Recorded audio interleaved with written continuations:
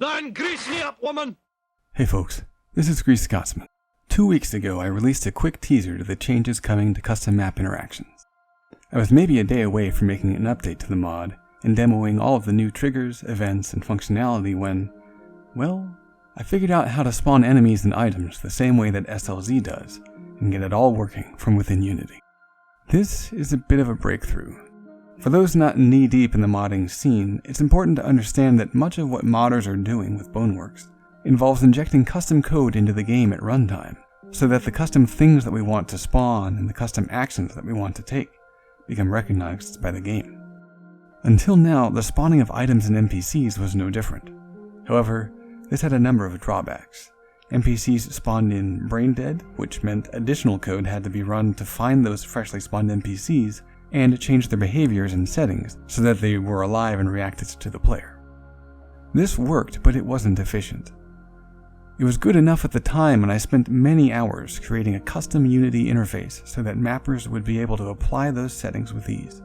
Yet, the changes I'm about to talk about are so significant and beneficial that I've thrown out all of that work. I'll be releasing a how-to video in the coming days that goes over how all of these changes work and how to use the new tools. As usual, I've taken what is available in Unity and streamlined as much as possible, but more on that later.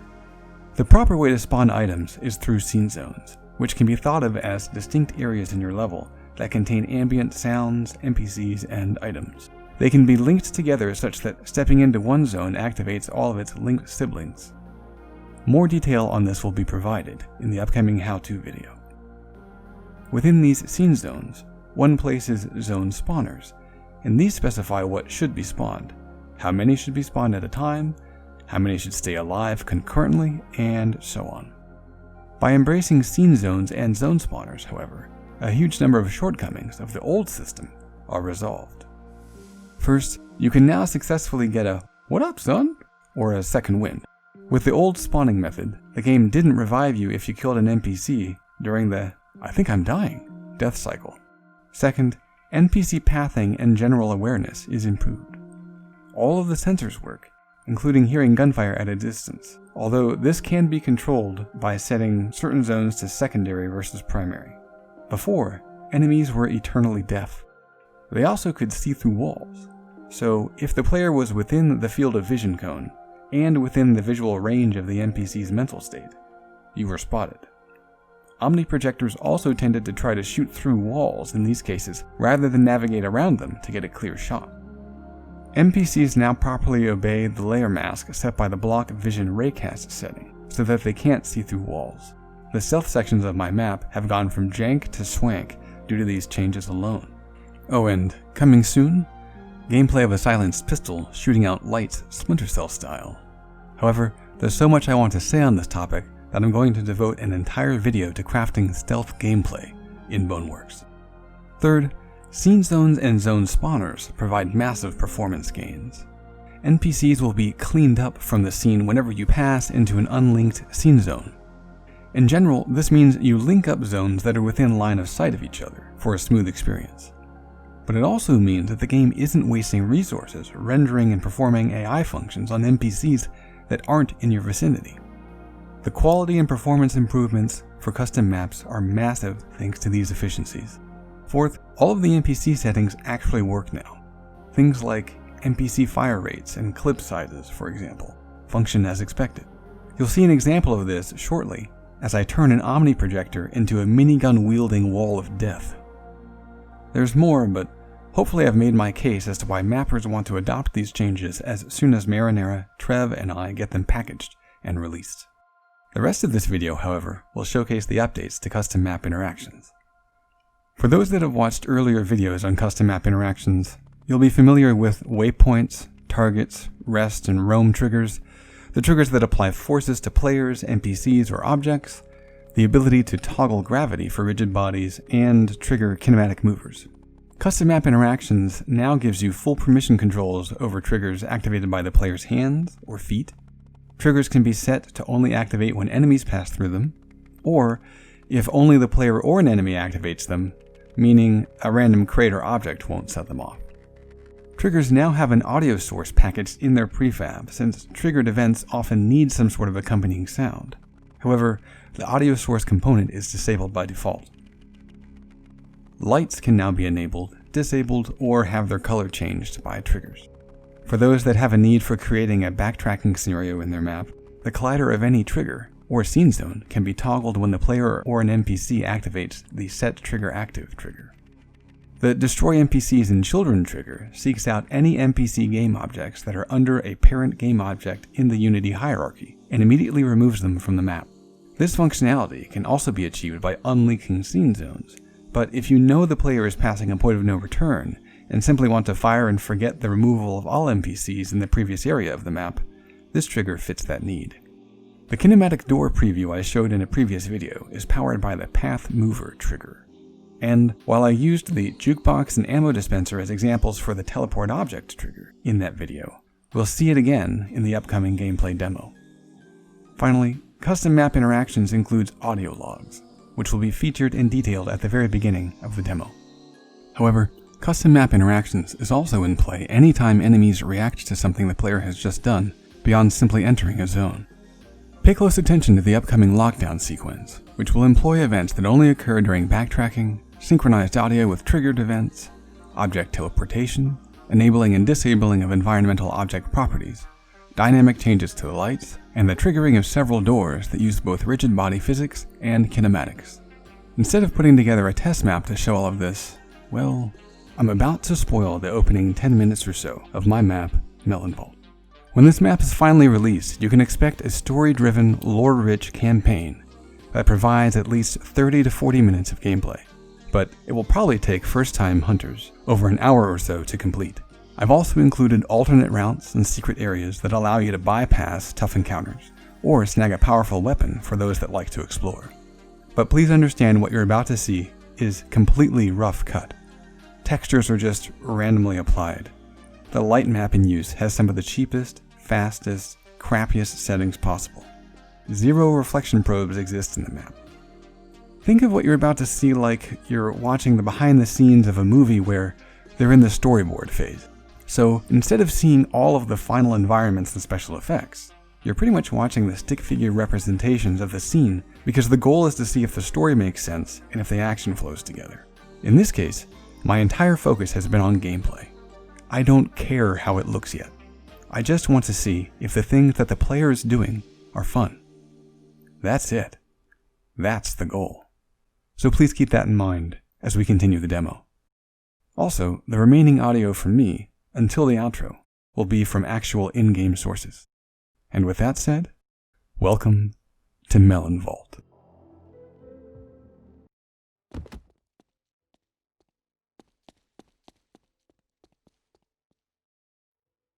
Hey, this is Grease Scotsman, and I'm a lore hunter. I came to this place looking for answers about the true nature of Melon Belly. And if you found this echo I fashioned out of the void, it looks like you're me, or you will be, or at least you're following in my footsteps. I can't recall anymore. Things are all running together. Look, if you're a lore hunter like me and you've come this far, then you should be aware of what's ahead.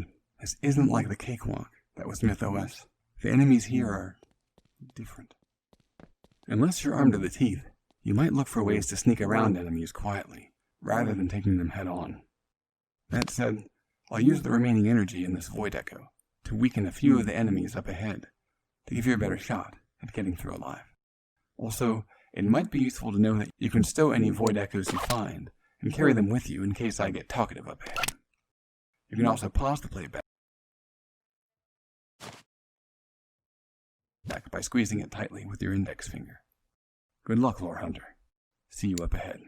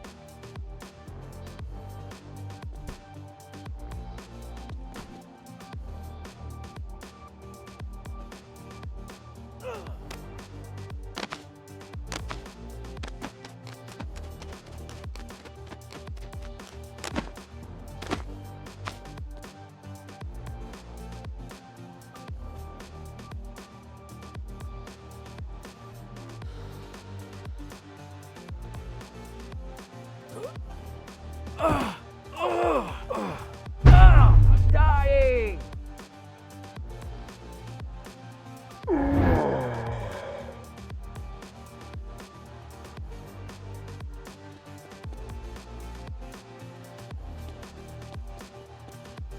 Hey, this is Grease Scotsman.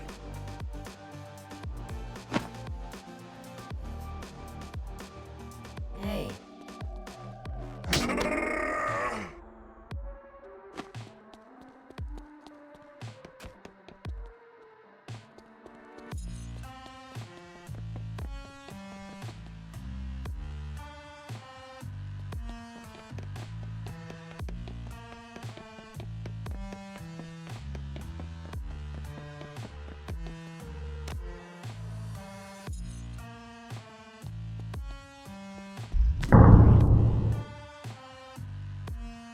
Lore Hunter, you just triggered lockdown and need to get out of there as fast as possible.